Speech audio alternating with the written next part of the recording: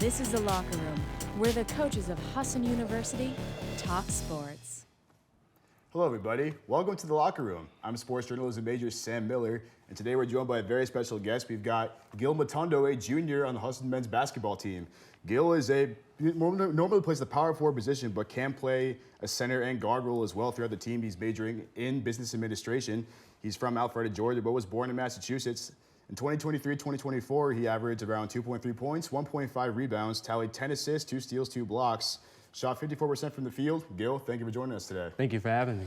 So let's just start from the very beginning. Where were you first introduced to sports? Sports, well, ever since I was growing up, we'd always play sports in the backyard with my family or like at a park or something with my friends. Like it was just always a part of my life. I got you. And compared to other sports you might have played, what was it about basketball that stood out? Just like the love of the game came naturally. I played other sports like soccer, football, but like basketball was just the sport like I could see myself playing in the future. So. I got you. And when you started playing basketball in high school, when was the moment you realized you were going to take your game to the District 3 level? Probably like senior year when offers started flowing in at the D3 level. I realized that that would probably be the place for me.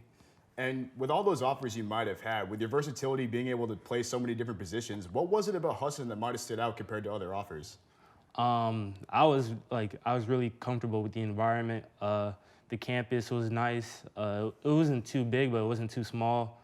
And the coach, like when I went on my visit there, the players really greeted me well, and coach really made it seem like I was going to make a really big impact on the team. And going into your arrival here at Husson, what was the mindset you've had since coming here, and how have you used that to approach everyday life and sports as well? Wait, can you repeat the question again? When you first arrived here at Husson, what's been the mindset that you've had, and how have you used that mindset and applied it to sports and everyday life?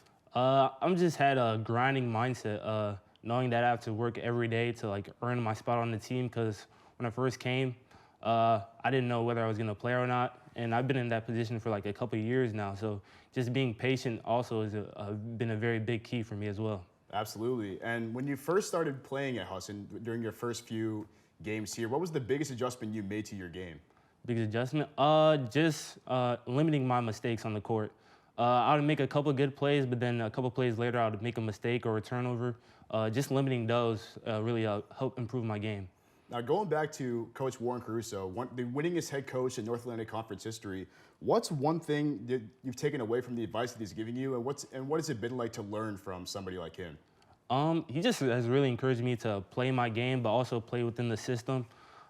Just knowing that balance of when to attack and when to give it off has been really important to me.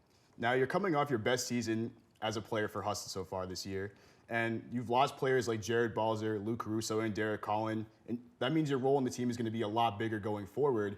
So how are you going to approach that as the season moves forward? Well, I put in a lot of work this summer, like playing basketball every day, lifting.